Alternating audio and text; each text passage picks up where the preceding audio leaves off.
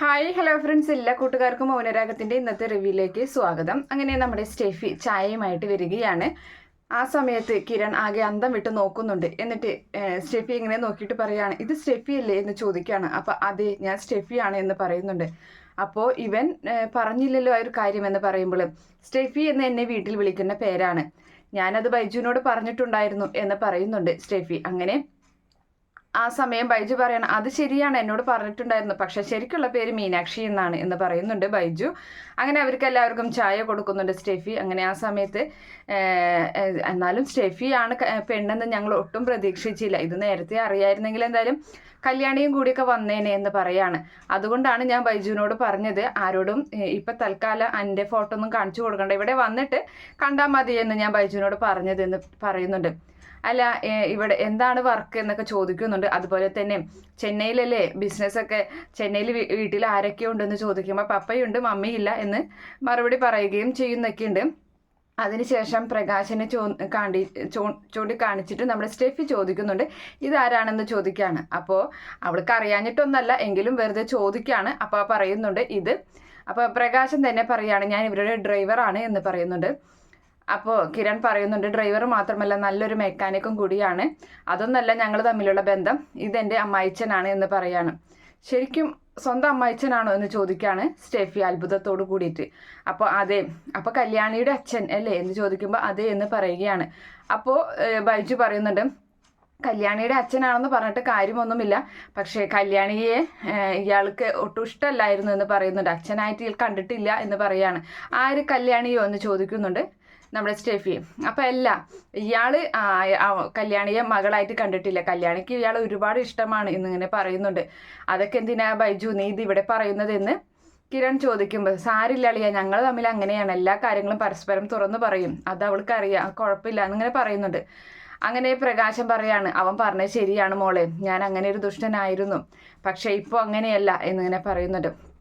അങ്ങനെ അതിനുശേഷം എന്നാൽ നമുക്ക് ഇനിയിപ്പോൾ വെച്ച് താമസിപ്പിക്കേണ്ട, പെട്ടെന്ന് തന്നെ നമുക്ക് കല്യാണം നടത്തിയാലോ എന്ന് ചോദിക്കുന്നുണ്ട്. അടുത്ത മാസം തന്നെ, തുലാമാസത്തിൽ തന്നെ നമുക്ക് നടത്താമെന്ന് പറയുമ്പോൾ, അയ്യോ അങ്ങനെ പറയാൻ പറ്റില്ല, കാരണം ഡാഡിയോട് ചോദിക്കണം, ഡാഡി എന്താണ് പറയുന്നതെന്ന് അറിയില്ല, പിന്നെ ഒരുപാട് ബന്ധുക്കളൊക്കെ ഉണ്ട്, അവരൊക്കെ വിളിച്ച് തീരുമെന്ന് അറിയില്ല, അത് ഞാൻ എന്തായാലും അറിയിക്കാം എന്ന് പറയുന്നുണ്ട് സ്റ്റെഫി. അങ്ങനെ അതിന് ശേഷം പ്രകാശം പറയാണ്, ചെക്കനും പെണ്ണിനും എന്തെങ്കിലും സംസാരിക്കാനുണ്ടെങ്കിൽ നമുക്ക് മാറിക്കൊടുക്കാമെന്ന് പറയാണ്. അപ്പോൾ കിരൺ പറയുന്നുണ്ട്, അവരതിന് ഇനി എന്ത് കൂടുതൽ സംസാരിക്കാനാണ്, എന്തായാലും സംസാരിക്കണമെങ്കിൽ സംസാരിച്ചോട്ടെ എന്ന് കിരൺ പറയുന്നുണ്ട്. അങ്ങനെ ബൈജുവിനെ വിളിച്ചുകൊണ്ട് പോവുകയാണ് സ്റ്റെഫി, വാ ബൈജു എന്ന് പറഞ്ഞിട്ട്. അങ്ങനെ മാറി നിന്ന് അവർ സംസാരിക്കുകയാണ്. അപ്പോൾ ബൈജു പറയുന്നുണ്ട്, അതെ കല്യാണം പെട്ടെന്നൊന്നും വേണ്ടാന്നൊന്നും തീരുമാനം എടുക്കേണ്ട കേട്ടോ, നിനക്ക് അത്രയ്ക്ക് ധൃതിയായോ എന്നെ കിട്ടാനായിട്ട് എന്ന് സ്റ്റെഫി ചോദിക്കുമ്പോൾ, അതുകൊണ്ടൊന്നല്ല, ഇങ്ങനത്തെ കാര്യങ്ങളൊക്കെ പെട്ടെന്ന് നടക്കണ്ടേ, അതുകൊണ്ടാണ് ഞാൻ അങ്ങനെ പറഞ്ഞത് എന്ന് ബൈജു മറുപടി പറയുകയും ചെയ്യുന്നുണ്ട്. അങ്ങനെ ആ സമയത്ത് എന്തായാലും നമുക്ക് കാര്യങ്ങളൊക്കെ മുന്നോട്ട് കൊണ്ടുപോകാം, ഞാൻ അതുകൊണ്ട് തന്നെയാണ് കല്യാണിയെയും കിരണിനെയും ഒന്നും ഇപ്പം തൽക്കാലം എനിക്ക് അറിയാം അവരെ, അതുകൊണ്ടാണ് ഞാൻ അവരെ അറിയിക്കേണ്ട എന്നൊക്കെ പറഞ്ഞ് എന്നിട്ട് ഇങ്ങോട്ട് അകത്തേക്ക് വരുന്നുണ്ട്. അപ്പോഴും നമ്മുടെ കിരണിന് ഒരു സംശയം, കിരൺ ഇങ്ങനെ ആലോചിച്ചൊഴിക്കുകയാണ്. അപ്പോൾ പ്രകാശം ചോദിക്കുന്നുണ്ട്, എന്ത് പറ്റി മോനെ എന്ന് ചോദിക്കുകയാണ്. ഒന്നുമില്ല. അപ്പോൾ സ്റ്റെഫിയുടെ കാര്യത്തിൽ നല്ല സംശയവും കാര്യങ്ങളൊക്കെ ആയിട്ട് അങ്ങനെ ഇരിക്കുകയാണ് നമ്മുടെ കിരൺ. അങ്ങനെ അവർ വരുമ്പോൾ കിരൺ ചോദിക്കുന്നുണ്ട്, അല്ല അന്ന് ഞങ്ങളുടെ സൈറ്റിൽ വന്നപ്പോഴും അവിടെ വെച്ചിട്ടാണല്ലോ നിങ്ങളുടെ ലൊക്കേഷൻ കാണാൻ വേണ്ടി കല്യാണിയും കാർത്തികയും കൂടി വന്നപ്പോൾ അവിടെ വെച്ചിട്ടാണല്ലോ വിക്രം അവരെ കൊല്ലാൻ ശ്രമിച്ചത്, അതിനുശേഷം പിന്നെ നിങ്ങളൊരു കോണ്ടാക്റ്റും ഉണ്ടായിരുന്നില്ലല്ലോ എന്നിങ്ങനെ പറയുന്നുണ്ട്. ഇല്ല, ആ ഒരു സംഭവത്തിന് ശേഷം ഞാൻ ആകെ പേടിച്ചു പോയി.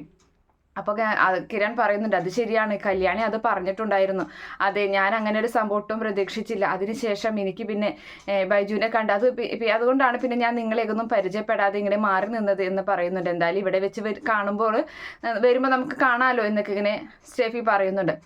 അത് ശരി എന്നിങ്ങനെ ചോദിക്കുകയാണ്. എന്തായാലും നമുക്ക് എന്തായാലും എന്നാൽ ഇറങ്ങിയാലോ എന്ന് ചോദിച്ചിട്ട് അവിടെ നിന്നും അപ്പോൾ ബൈജു ചോദിക്കുന്നുണ്ട്, ഇങ്ങനെയൊരു സംഭവമൊക്കെ ഇതിൻ്റെ ഇടയിൽ ഉണ്ടായിരുന്നു, അതൊന്നും ഞാൻ അറിഞ്ഞില്ല കേട്ടോ എന്ന് പറയാണ്.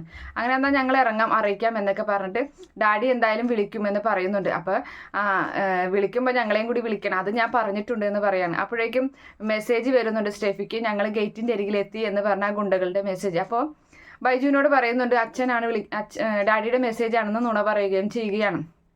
അങ്ങനെ അതിനുശേഷം അവർ പുറത്തിറങ്ങുകയാണ്. അപ്പോൾ ആ സമയത്ത് ഗുണ്ടകളാണെങ്കിൽ ഒരുത്തൻ അകത്തേക്ക് കയറുകയും അപ്പം മറ്റു 2 ഗുണ്ടകളോട് പറയുന്നുണ്ട്, നിങ്ങൾ ഇവിടെ നിന്നാൽ മതി, ഗേറ്റിൻ്റെ അരികിൽ നിന്നാൽ മതി, ഞാൻ എന്തായാലും അകത്തേക്ക് കടക്കട്ടെ, എന്തെങ്കിലും പ്രശ്നം ഉണ്ടാകുകയാണെങ്കിൽ നിങ്ങൾ ഓടി വന്നാൽ മതി എന്ന് പറഞ്ഞിട്ട് അവൻ വീടിൻ്റെ മറവിൽ ഒളിച്ചു നിൽക്കുകയാണ്. അപ്പോഴാണ് കിരണും ബൈജുവും പ്രകാശം കൂടി പുറത്തിറങ്ങുന്നത്. അങ്ങനെ യാത്ര പറഞ്ഞ് ബൈജു ആദ്യം തന്നെ കാറിൽ കയറിയിരിക്കുകയാണ്. അതേ സമയത്ത് കിരണും പുറംതിരിഞ്ഞ് കാറിലേക്ക് കയറാൻ നിൽക്കുമ്പോൾ പ്രകാശനായൊരു കാഴ്ച കാണുന്നുണ്ട്. ആ ഗുണ്ടയുടെ കയ്യിൽ കത്തിയുമായിട്ട് പാഞ്ഞു വരുന്ന ഗുണ്ടയെ കാണുമ്പോൾ പ്രകാശൻ മാറി നിൽക്കുമോനെ എന്ന് പറഞ്ഞു പെട്ടെന്ന് അതിൻ്റെ ഇടയിൽ ചാടി കിരണിനെ തട്ടിയിടുകയും പ്രകാശൻ മുന്നിൽ കയറി നിൽക്കുകയും പ്രകാശൻ്റെ വയറിൽ കുത്തേൽക്കുകയും ചെയ്യുന്നുണ്ട്. ഒരു പ്രാവശ്യം കുത്തിയതിന് ശേഷം വീണ്ടും അവൻ കത്തി ഊരി വീണ്ടും അവൻ കുത്തുകയാണ്, വലിച്ചൂരി വീണ്ടും കുത്തുന്നുണ്ട്. പ്രകാശൻ സഹിക്കാൻ പറ്റുന്നില്ല. അപ്പോഴേക്കും കിരൺ എഴുന്നേറ്റിട്ട് ബൈജു ഓടിവാടാ എന്ന് പറയുന്നുണ്ട്. അപ്പോൾ ബൈജു വേഗം കാറിൽ നിന്ന് ഓടി വരികയാണ്. പ്രകാശേട്ട എന്താ പറ്റിയത്, പ്രകാശേട്ട എന്നിങ്ങനെ വിളിച്ചിട്ട് പ്രകാശനെ പിടിക്കുന്നുണ്ട് ബൈജു. അങ്ങനെ ആ സമയത്ത് കിരൺ ആണെങ്കിൽ ആ ഗുണ്ടകളെ ചവിട്ടി വീഴ്ത്തുകയും അപ്പോഴേക്കും മറ്റ് 2 ഗുണ്ടകളും വരുന്നുണ്ട്. അവരൊക്കെ ഇടിച്ച് മലർത്തി അടിക്കുന്നുണ്ട്. അപ്പോഴേക്കും നമ്മുടെ സ്റ്റെഫി എന്ന് പറയുന്നുണ്ട് കുത്ത് മാറ്റി കിട്ടുമ്പോൾ. അല്ലെങ്കിൽ സ്റ്റെഫിയും ബൈജുവും കൂടിയിട്ട് പതുക്കെ പ്രകാശനെ കാറിലേക്ക് കയറ്റുകയാണ്. സ്റ്റെഫി അവരുടെ കൂടെ തന്നെ നിൽക്കുന്നുണ്ട് സംശയമില്ലാതിരിക്കാൻ വേണ്ടിയിട്ട്. അതിനുശേഷം അവരിടിച്ചിട്ടതിന് ശേഷം പെട്ടെന്ന് സമയം കളയാതെ തന്നെ കിരൺ കാർ എടുത്തിട്ട് അവിടെ നിന്ന് പെട്ടെന്ന് തന്നെ ഹോസ്പിറ്റലിലേക്ക് കൊണ്ടുപോവുകയും ചെയ്യുന്നുണ്ട്. അങ്ങനെ പെട്ടെന്ന് കാഷ്വാലിറ്റിയിലേക്ക് മാറ്റിയിട്ട് അവിടേക്ക് മാറ്റി കിരൺ ഇങ്ങനെ വിഷമിച്ചിരിക്കുകയാണ്, കരയുന്നുണ്ട്. അങ്ങനെ കിരൺ പറയാണ്, എനിക്ക് കിട്ടേണ്ട കുത്താണത്, ഞാൻ ഇതുവരെയും അയാളെ പൂർണ്ണമായും വിശ്വസിച്ചിട്ടുണ്ടായില്ല, അയാളുടെ സ്നേഹാഭിനയമാണ്, ഇപ്പം എനിക്ക് മനസ്സിലായിട്ട് ആള് യഥാർത്ഥമായിട്ട് സ്നേഹിക്കുന്നത് തന്നെയാണെന്ന്.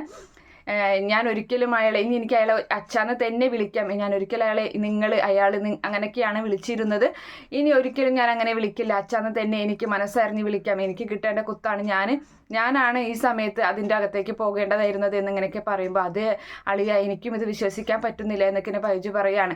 അപ്പോൾ കല്യാണി ഇതെങ്ങനെ സഹിക്കും, എന്തായാലും നീ ഒരു കാര്യം ചെയ്യേ, വീട്ടിൽ ചെന്നിട്ട് കല്യാണിയെ ഈ കുത്തേറ്റെന്നൊന്നും പറയണ്ട, അച്ഛൻ എന്തായാലും അറ്റാക്കൊക്കെ കഴിഞ്ഞിട്ടുള്ളതല്ലേ, ചെറിയൊരു നെഞ്ചുവേദന ഹോസ്പിറ്റലിൽ അഡ്മിറ്റ് ആക്കിയിട്ടുണ്ട് എന്ന് പറഞ്ഞ് നീ കല്യാണിയെ പെട്ടെന്ന് കൂട്ടിക്കൊണ്ട് വായു എന്ന് പറഞ്ഞിട്ട് ശരി അളിയ എന്നും പറഞ്ഞ് നമ്മുടെ ബൈജു കാറും എടുത്ത് പോവുകയാണ്. ഇതേ സമയത്താണെങ്കിൽ കല്യാണി ഓഫീസിലേക്ക് പോകാൻ വേണ്ടി റെഡിയായി നിൽക്കുന്നതേ ഉള്ളൂ. നേരം വൈകിയല്ലോ മോളെ എന്ന് ദീപ ചോദിക്കുന്നുണ്ട്. അങ്ങനെ കല്യാണി ഇറങ്ങാൻ നേരം കല്യാണി തന്നെ പറയുന്നുണ്ട്, ഞാൻ പെണ്ണ് കാണാൻ പോവാഞ്ഞത് കമ്പനിയിലോട്ട് നേരത്തെ പോകേണ്ട കാരണമാണ്, 2 ആളും ലീവ് എടുത്താൽ ശരിയാവില്ല, പക്ഷെ ഇപ്പം തന്നെ നേരം വൈകി എന്നും പറഞ്ഞ് കല്യാണി ഫോണും എടുത്തിട്ട് പുറത്തിറങ്ങാൻ നേരമാണ് ബൈജു അവിടേക്ക് വരുന്നത് കാറുമായിട്ട്. അങ്ങനെ ബൈജുവിനെ കാണുമ്പോൾ കല്യാണി പെണ്ണ് കാണാൻ പോയവരൊക്കെ എത്തിയോ എന്ന് ചോദിക്കുന്നുണ്ട്. എന്താ ബൈജു നിന്റെ മുഖം ഒരു വല്ലാതിരിക്കുന്നത് എന്ന് ചോദിക്കുകയാണ്. നിന്റെ മുഖത്ത് സന്തോഷമൊന്നും ഇല്ലല്ലോ എന്ന് പറയുകയാണ്. അപ്പോൾ ബൈജു പറയുന്നുണ്ട്, നമുക്കൊരിടം വരെ പോകണം, ഹോസ്പിറ്റൽ വരെ ഒന്ന് പോകാമെന്ന് പറയാണ്. ഹോസ്പിറ്റലിലോ, എന്താ പറ്റിയെന്ന് ചോദിക്കുന്നുണ്ട്. അത് പിന്നെ പേടിക്കാനൊന്നുമില്ല, നമ്മുടെ പ്രകാശേട്ടനെ മുന്നേ അറ്റാക്ക് വന്നിട്ടുണ്ടല്ലോ, അപ്പോൾ പെട്ടെന്നൊരു നെഞ്ചുവേദന അദ്ദേഹത്തിന്, അപ്പോൾ ഹോസ്പിറ്റലിൽ ഒന്ന് അഡ്മിറ്റ് ആക്കിയിട്ടുണ്ട്, നമുക്ക് അവിടെ വരെ ഒന്ന് പോകാമെന്ന് ബൈജു പറയുമ്പോൾ കല്യാണി ഞെട്ടലോട് കൂടി നിൽക്കുന്നുണ്ട്. എന്തായാലും ദീപയ്ക്കും അതൊരു ഷോക്കായി മാറുന്നുണ്ട്. പെട്ടെന്ന് തന്നെ കല്യാണി കൊണ്ട് നമ്മുടെ ബൈജു അവിടെ നിന്നും പുറപ്പെടുകയും ചെയ്യുന്നുണ്ട്. എന്തായാലും ആ ഒരു ഭാഗം കാണിച്ചിട്ടാണ് ഇന്നത്തെ എപ്പിസോഡ് അവസാനിക്കുന്നത്.